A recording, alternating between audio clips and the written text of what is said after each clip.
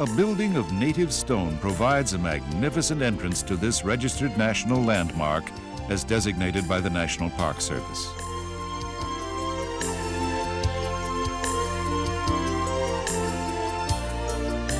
Luray Caverns was discovered back on August 13th of 1878, approximately where the cross is at the top of the hill. Now, the caverns was discovered by 3 local gentlemen who lowered themselves in 24 feet from the surface through a sinkhole. Now, they lowered themselves in, and the first thing they saw was this room which you're standing in at the present moment. Now, what they saw back in 1878 is basically what you're going to see today, with, of course, the exception of the walkways, the railings, and the lighting system. Now, the caverns was formed some 400 million years ago by an underground river which came through, carving out all the rock in the earth, forming all the large rooms in the caverns. This portion of the cavern is called the flower or vegetable garden. You will be called upon many times during this tour to use your imagination. By the way, all the formations and coloration in the cave are natural. Cave formations that are wet and shiny are still growing. Formations that are dry have stopped growing. This chamber is called the amphitheater. Notice the balcony with the row of columns in front.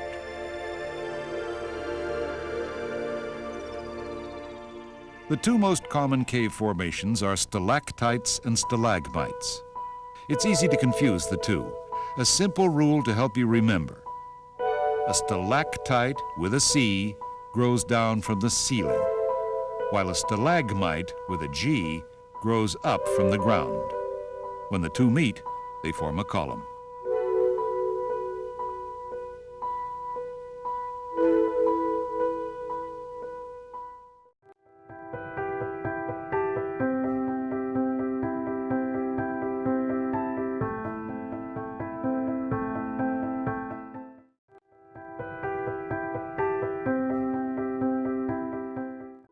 When cave formations begin to deteriorate, they may assume this sponge-like appearance. A corridor leads us past colorful formations and to the natural bridge, which is a miniature of Virginia's larger one. We emerge at the fish market along this wall. This is a fresh catch, and they've been cut, cleaned, and are now hanging out to dry.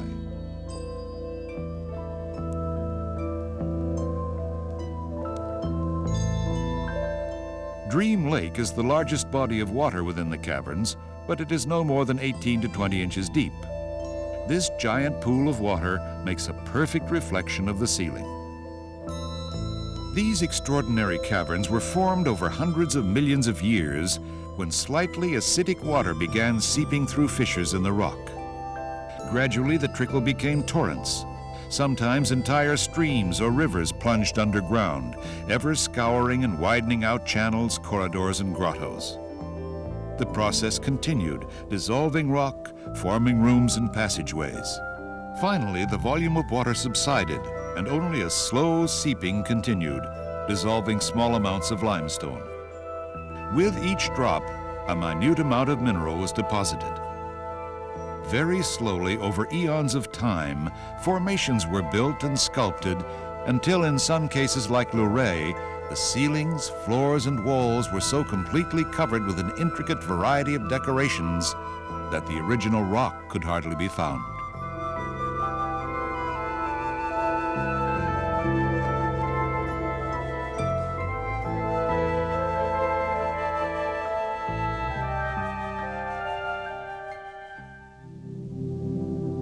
Pluto's chasm lies behind and over this hand railing.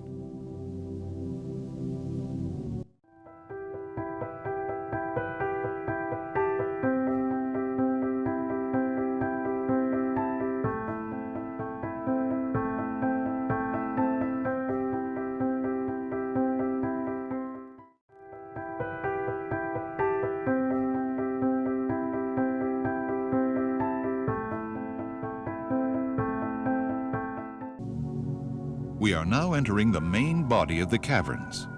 From this point on, the ceilings are higher, the rooms much larger, and the formations more massive.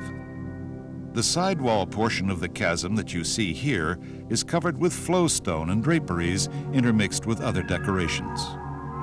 Draperies are formed as mineral-laden water is deposited on sloping ceilings and cracks. If the water flow is sufficient, it spreads into thin sheets on the walls and over ledges and produces flowstone. The white column you see here is the specter column, or Pluto's ghost. Pluto was the Roman god of the underworld.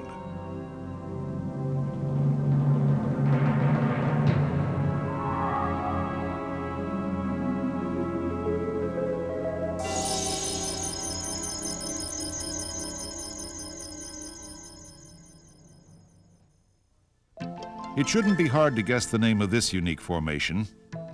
That's right, it's false teeth.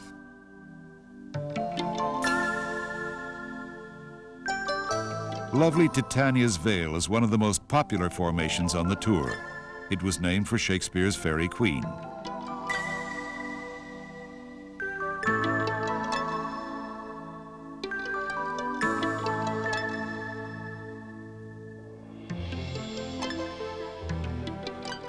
Crystalline deposits may be called flowstone when they spread widely or coat walls or ceilings, as opposed to dripstone, which results from dripping water.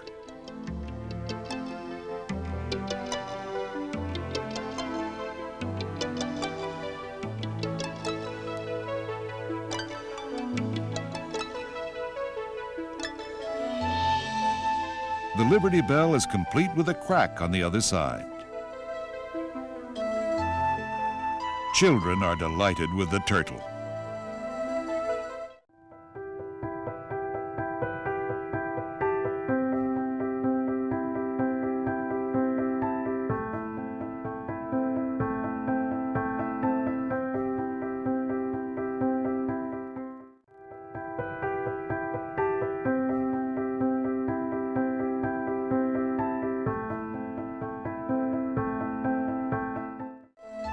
The caverns make a splendid subject for photography. In this specially lighted room, you can shoot without a flash.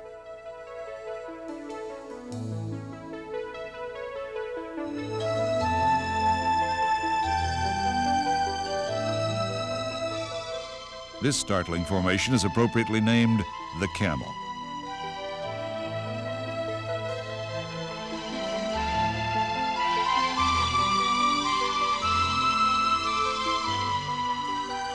The giant redwood is really a giant column, the largest in the caverns, measuring an astounding 120 feet in circumference and 40 feet in height.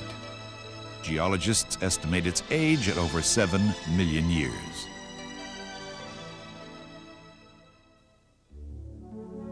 From here, we have a view down into Giant's Hall and the Indian totem poles, the most outstanding panorama on our tour.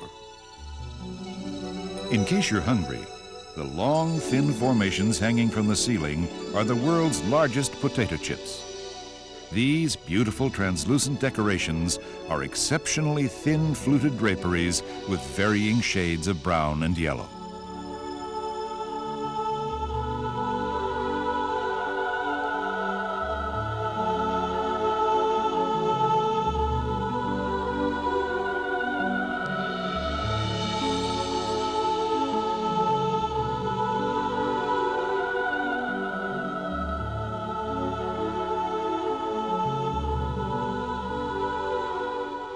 This unusual group of stalagmites lies directly below the potato chips.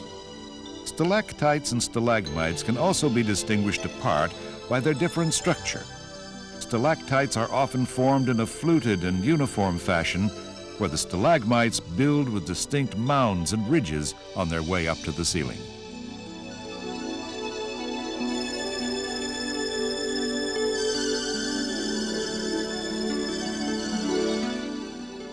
This unusual formation resembles the Leaning Tower of Pisa.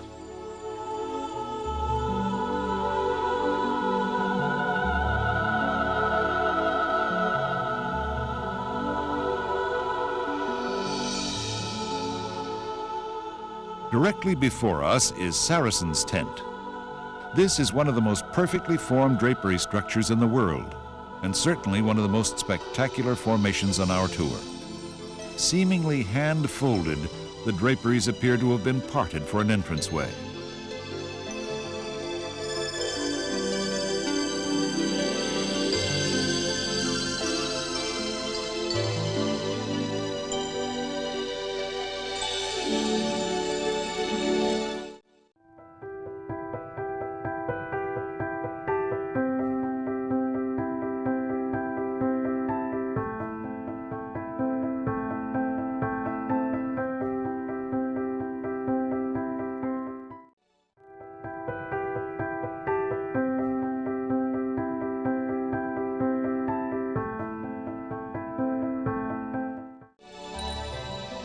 Inside the tent, you will find this translucent formation, the Turkish towel.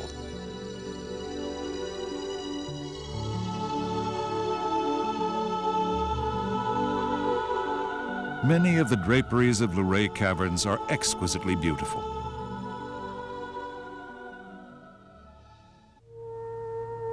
As our tour continues, we come to the frozen fountain. Many names here are fanciful, and yet most are quite appropriate.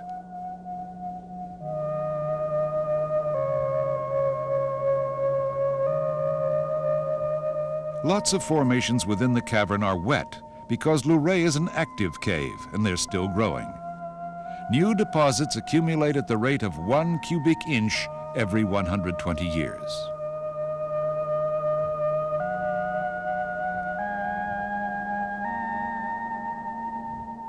This is the other side of the frozen fountain.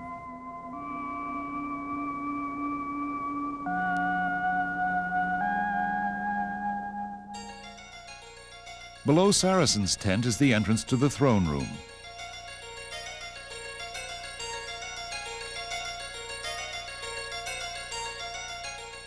Here, the ceiling is festooned with countless draperies and stalactites. This is the canopy.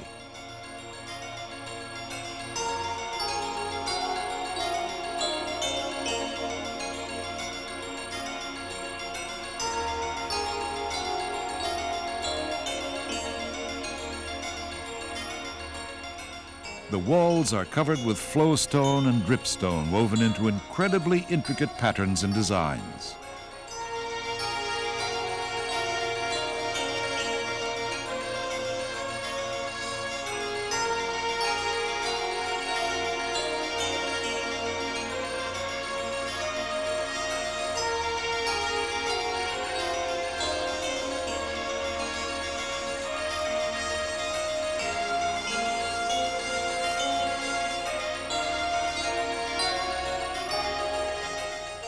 Angel wings aptly describes this lovely formation.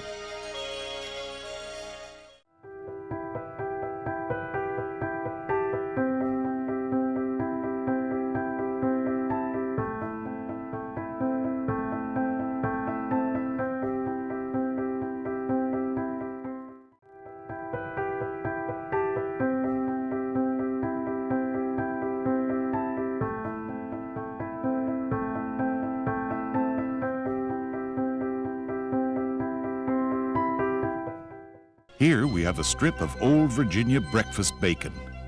Look good enough to eat? Our tour moves on as we approach multicolored Giant's Hall.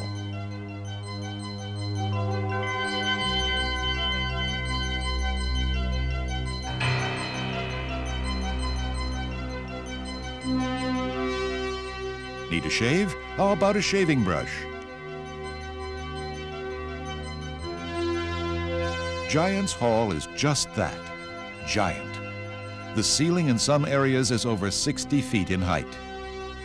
At this point, we are now at 164 feet beneath the surface of the Earth, the lowest point that our tour reaches.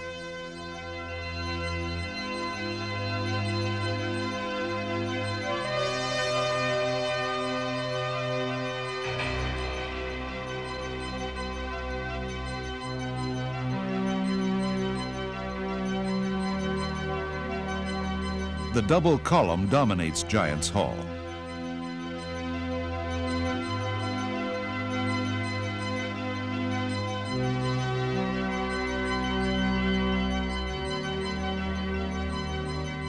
This column is a classic example of the two basic cave formations. On the right-hand side, a stalactite is formed from the ceiling all the way to the floor. On the other side, a stalagmite has grown about 3/4 of the way to the ceiling. At 47 feet, it is the tallest formation in the cavern.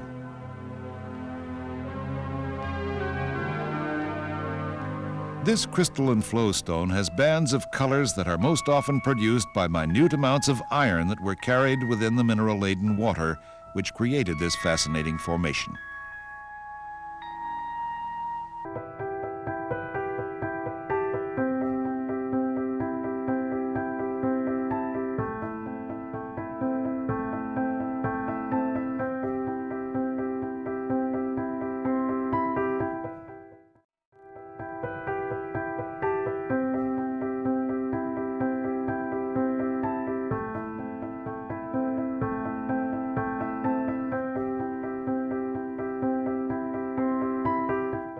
A silver Christmas tree stands on a hilltop in Giant's Hall.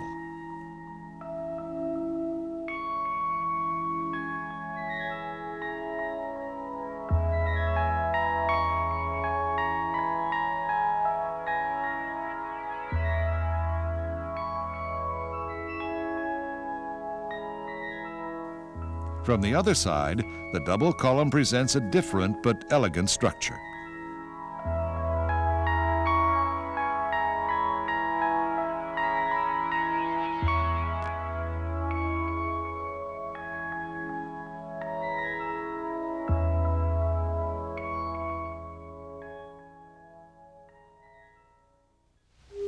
Most visitors are reluctant to leave Giant's Hall, but an equally exciting room awaits them.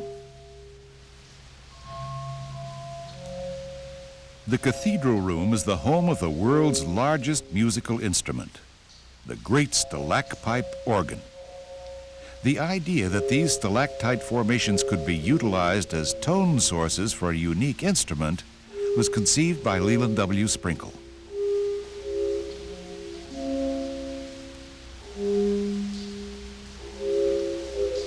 When tapped by electronically activated rubber-tipped plungers, these concert-pitched formations produced music of symphonic quality, all under the control of the organist. The organ can be played manually from the console, or as we hear it today, from an automatic system which operates similar to a small music box.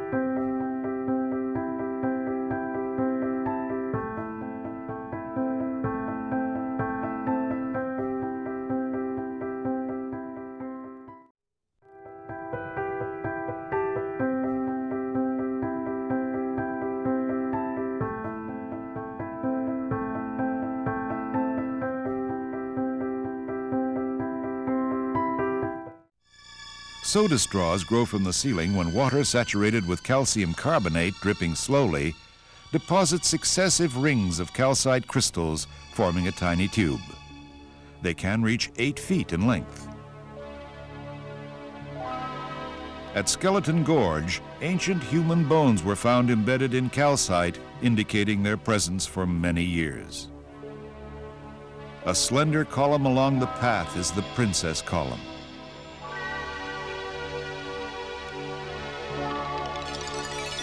Here, a glittering Swiss chalet nestles against a towering mountain slope.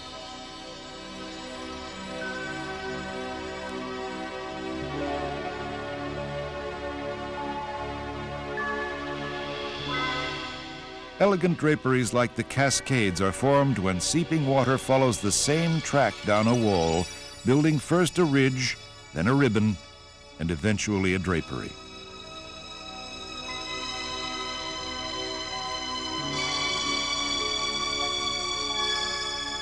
Our tour continues as we wind our way through this underground wonderland.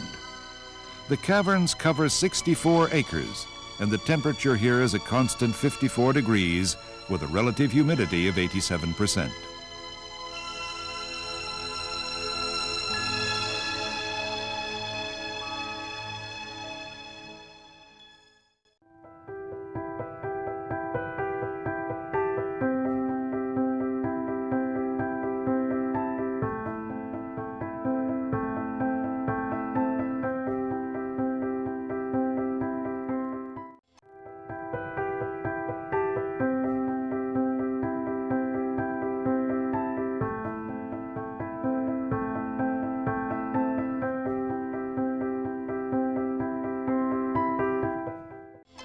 The spectacular wishing well is the deepest pool of water within the caverns, reaching a depth of 6 feet at the center. This is probably the most productive wishing well in the world. Since 1954, hundreds of tons of coins having a value in excess of $250,000 have been donated to various national health and other charitable organizations.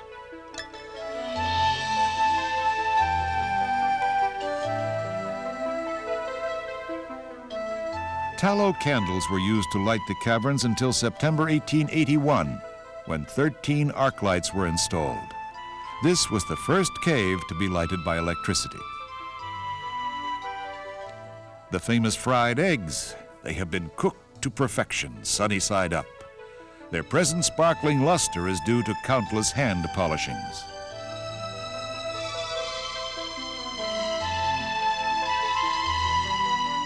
Stebbins Avenue is the last room on our tour. Its corridors are filled with cave decorations. Technically, they are known as speleothems.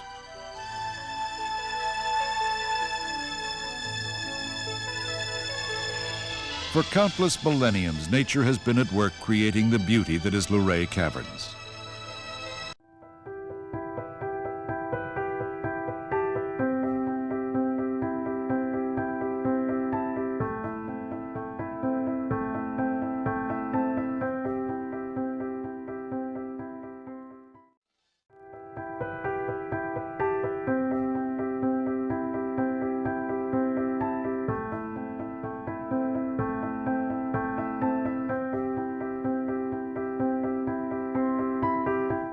Above ground, nature was also sculpting, shaping, and forming the unsurpassed beauty of the scenic Shenandoah Valley.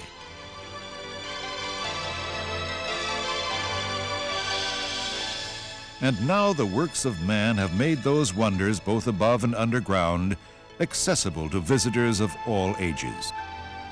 The works of man are visible to all, but they only bring into sharper focus one of the world's most famous natural wonders, Luray Caverns in Virginia's Shenandoah Valley.